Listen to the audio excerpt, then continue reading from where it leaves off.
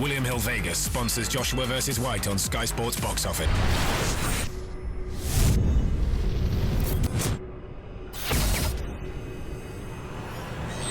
This is KUGAN CASSIUS for Eiffel TV in association with Macklin Gym Marbella with the final press conference of Bad Intentions. With me, I have Anthony Joshua, challenges Dillian Whyte for the vacant British title on Saturday night, along with your Commonwealth title. Seems like that press conference got a little bit personal in parts. Did you see that? Yeah, it's cool because I always said from the gloves are off, the first one we had, I said there'll be a good time for a part two.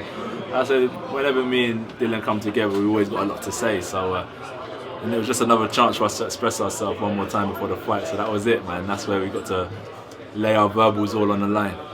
First of all, I want to ask you what was said. You were doing the head-to-head for about 2 minutes, or maybe just a little bit under. What was being said between you two? Normal fight talk. Normal. Yeah, but it's not normal between you and him, is it? Give me something that was said. Nah. Listen, I don't repeat certain things in certain places, but you know, yeah, we're both warriors. We both know who we are. I don't need to bring that into boxing, but we're both solid. We're both solid people. When I was talking about obviously personal stuff being said, brings up your past. You said the past. The past, yeah. I know it is what it is, but he did bring it up in the press conference. Correct, yeah. So what goes through your head when he's talking about drugs and things like that? I think it's the past, you know. It's the past. You know, you got to give credit where credit's due as well. And people look at that and think, God, only a couple of years ago that boy was getting in this amount of trouble and that amount of trouble because he just had a lack of education or a lack of knowledge on how to better himself. Found something he was good at, dedicated himself, and now he's here in a big British fight. So I think that's where he's got to get his mind around the fact you got to give credit where credit's due as well, and stop bringing up the negativity of the past and look at what I've turned my life around to be. That's all. It's not I'm not looking for no medal for being a changed man, but that's where I'm coming from. He always brings up the past. But let's look to what I was and who I've built myself to now. You got to give credit where credit's due. Does talk like that, what was being said in the press conference, does it need to be brought up in that situation, in your opinion? If Dillian's trying to get to you, does that need to be brought up? Not certain things. I think you can call me, you can say I've got no heart, I can't fight, I'm going to punish you if you throw a lazy, like fight talk. Yeah, of course, that would get to me. I think, wow, maybe I need to work on this or maybe I need to work on that. But bringing up, like he didn't bring it up, but you don't talk about people's family. You know what I'm saying? You don't talk about certain things in certain environments. And he's smart. He's a smart man. I'm sure he knows that. But I don't know what his intentions are, the reasons why. But you asking me, I'm a man of principle. When I've interviewed you before in lead-ups to fights, you've been very respectful is not the right word, but you've been the kind of underdog mentality. That thing you said to me once about you won't be looking past his opponent, and I'm not. But no, I'm not saying that. In the build up to this, it has been different because you have been a little bit dismissive by calling him a stepping stone. No, but he is. Like That's what. Let's say when I fought Johnson or Backtov, what was I? Oh my God, I'm fighting Backtov. Oh man, everyone stopped. The whole world stopped. No,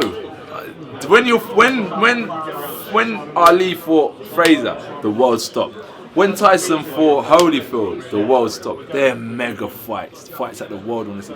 This is a British title fight. The British public want to see. You can't let this get to you. You can't let it overwhelm you. So yeah, he has to be seen as a stepping stone. Not in a disrespectful way that his talent ain't speaking for itself. What I'm trying to say is that no, I have to just look at this as a routine stop in order to try and get to where I've been working at. That's all.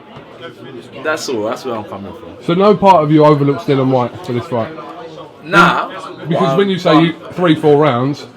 Yeah, due to the fact that that's what I've been doing. What am I going to say, 12 rounds? When did I last go 12 rounds with someone? I've been going 3 rounds, so I'm going to say, 3 rounds. You know what I mean?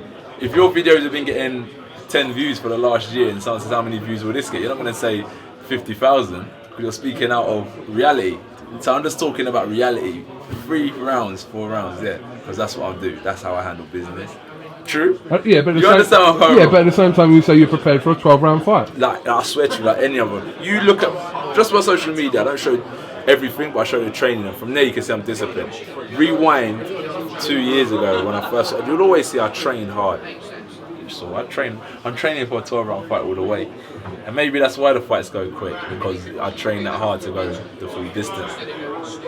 And as I said, you know, we've been working on knees. We've been working on knees. Getting knees out again.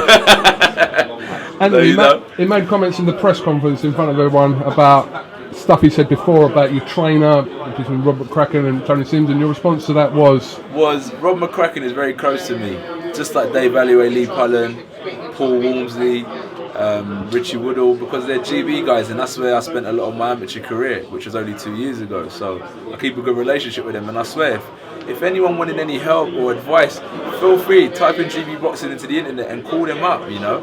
And I'm lucky enough to have a personal relationship with them, and that's all. Tony Sims is my trainer. He's in my corner every fight, and I work with him at the Sims gym. I was down there yesterday with Mitchell training. I don't know.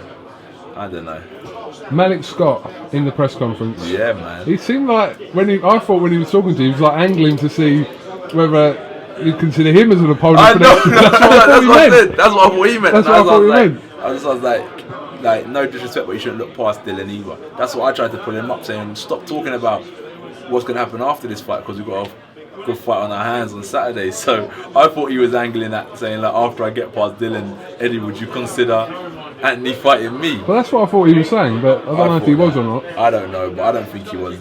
Malik's a very intelligent man, so I don't think he would say something like that. He's been a sparring partner of Dillian's for this fight. So You seem like quite more vocal in today's press conference. Like you wanted to talk, you kind of wanted to engage if people had opinions out there and things like that. What was it about today? Probably the fact that 10 weeks ago, you never know whether the fight's going to go ahead. Now we're here, you know, it's a time to express myself. I've got someone that's trying to assassinate my character and talk down on my name. So all it is just a time for me to express myself and talk my heart, just to say this is what I'm about, this is what's going on.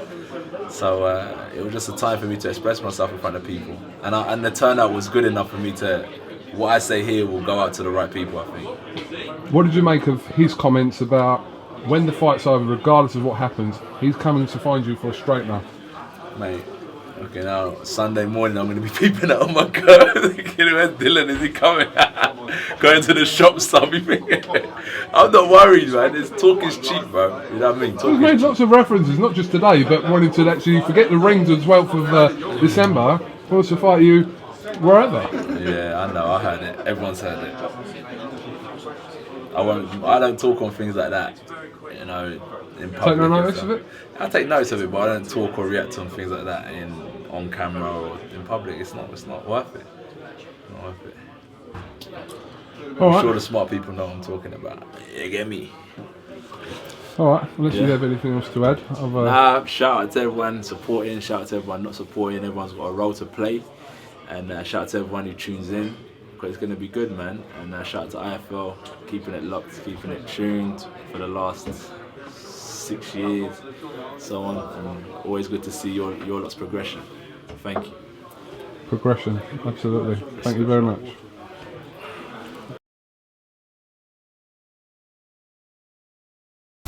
William Hill Vegas sponsors Joshua vs. Whyte on Sky Sports Box Office.